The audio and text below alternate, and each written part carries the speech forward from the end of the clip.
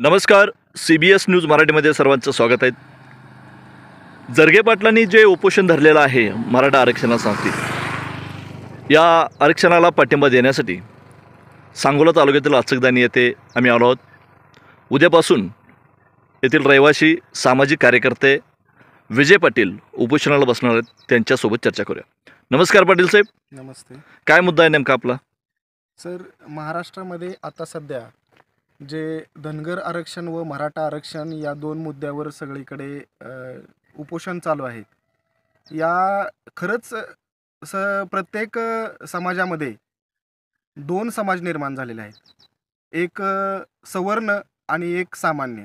जसा मराठा समाजामध्ये सवर्ण समाज म्हणून एक आहे आणि सामान्य मराठा म्हणून एक समाज आहे, तसाच धनगर समाजामध्ये सवर्ण धनगर म्हणून समाज एक आहे आणि सामान्य धनगर म्हणून समाज एक आहे. हे सवर्ण धनगर किंवा सवर्ण मराठा हे आहेत, यांना आरक्षणाची गरज बिलकुल नाही, कारण हे जन्मताच यांच्या तोंडात सोन्याचा चमचा घेऊन आलेले आहेत. परंतु जो सामान्य धनगर आणि सामान्य मराठा आहे, जो आजसुद्धा त्याचं दोन वेळचं जेवण पोट भरण्यासाठी हालाकीत कष्ट करतो आणि दिवसभर काबाड कष्ट करून दोन वेळचं जेवण कसं तरी मिळवतो, त्या सामान्य मराठा समाजाला आरक्षणाची खरी गरज आहे आणि त्या धनगर समाजाला आरक्षणाची खरी गरज आहे. सर, आज त्या बापाला जाऊन विचारा ज्या बापाचा मुलगा मेरिटमध्ये 2-3 मार्काने त्याचं सिलेक्शन झालं नाही आणि आज तो नैराश्येत एका व्यसनाच्या आहारी जाऊन स्वतःचं जीवन उद्ध्वस्त करू पाहत आहे. त्या बापाला जाऊन विचारा की त्याला आरक्षणाची गरज आहे का नाही. आणि तसंच धनगर समाजामध्ये अजूनसुद्धा आपल्या लहान मुलाला त्या घोड्याच्या पाठीवर टाकून अजूनसुद्धा धनगर समाज आपल्या मेंढरांना घेऊन भटकंती करत आहे. म्हणून या दोन्ही समाजाचा एकत्रित मुद्दा घेऊन मी येत्या 27 तारखेपासून उद्यापासून माझ्या गावामध्ये आमरण उपोषण करत आहे. की माझा आमरण उपोषणामध्ये एक मुद्दा आहे की जोपर्यंत हे शासन या समाजाला, दोन्ही समाजाला, मराठा समाजाला OBC सर्टिफिकेट देत नाही आणि धनगर समाजाला STचं सर्टिफिकेट देत नाही, तोपर्यंत मी माझं बेमुदत धरणे आमरण उपोषण माझ्या गावामध्ये करत आहे. जरगे पाटलांनी जे उपोषण सुरू केलेलं आहे, त्यांना शासनाने जे मुदत दिली होती ती मुदत आता संपली कालच. त्यांनी पुन्हा उपोषण सुरू केलं आहे. जरगे पाटला संदर्भात काय सांगू शकाल तुम्ही? त्यांच्या मेळाव्याला वगैरे गेला होता का तुम्ही? सर, तो माणूस खूप ग्रेट आहे.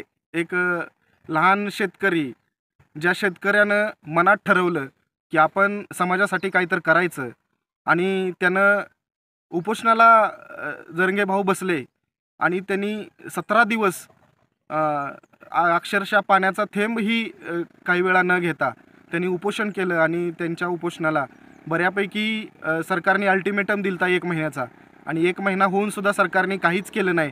उलट आता सगळीकडे मराठा समाजातली काही नेते उलट म्हणतात की आम्हाला आरक्षण नको आहे, आम्ही कुणबी मराठा नाही. हे द्विधा मनस्थिती पसरवण्याचं सरकारचं जे काम आहे, त्यामुळं प्रत्येक गावामध्ये लोकांनी शांततेच्या मार्गानं असंच उपोषणाच्या मार्गातून आरक्षणासाठी लढा उभारला पाहिजे. आणि जरंगे भाऊ जे बसले आहेत आता कालच्यापासून उपोषणाला 25 तारखेपासून बसले आहेत, त्यांना मी एक साधा कार्यकर्ता म्हणून मी त्यांना शुभेच्छा देतो आणि त्यांच्या लढ्यामध्ये माझा खारीचा वाटा म्हणून मी उद्यापासून माझ्या गावामध्ये धनगर आरक्षण आणि मराठा आरक्षण या दोन्ही मुद्द्यावर आमरण उपोषणाला बसत आहे. शेवटचा एक प्रश्न विचारतो पाटील जाता जाता. आता जे उपोषणाचं, आता जे आरक्षणाचा जो विषय आहे, यामध्ये सत्ताधारी आणि विरोधक तेवढेच भागीदारी आहेत का? नेहमीच सर, सत्ताधारी आणि विरोधकांनी आजपर्यंत फक्त गाजर दाखवण्याचं काम केलेलं आहे. प्रत्येक सत्ताधारी सत्तेत असताना आरक्षण देता येत नाही म्हणतो आणि तोच सत्ताधारी विरोधकात बसला का आरक्षण देता येतं म्हणतो. की जे जनतेला ह्यांचं खेळवण्याचं बोटावर जे मुद्दा आहेत, आरक्षण देता येतं आणि देता येत नाही, सत्तेत गेल्यावर देता येत नाही, हे सर फक्त समाजाला भुलवण्याचं आणि समाजाचं मतदान आपल्याकडे वळवण्याचं हे काम करत आहे. आता पूर्वीसारखा समाज झोपलेला नाही आहे, जागा झाला आहे आणि तुमच्या माध्यमातून हे जे उपोषण चालू आहे, यासाठी आमच्या CBS न्यूजकडून लाख शुभेच्छा. तुमच्या मागणीला यश येवो हीच सरकारकडे आम्ही मागणी करतोय. ओके सर, धन्यवाद.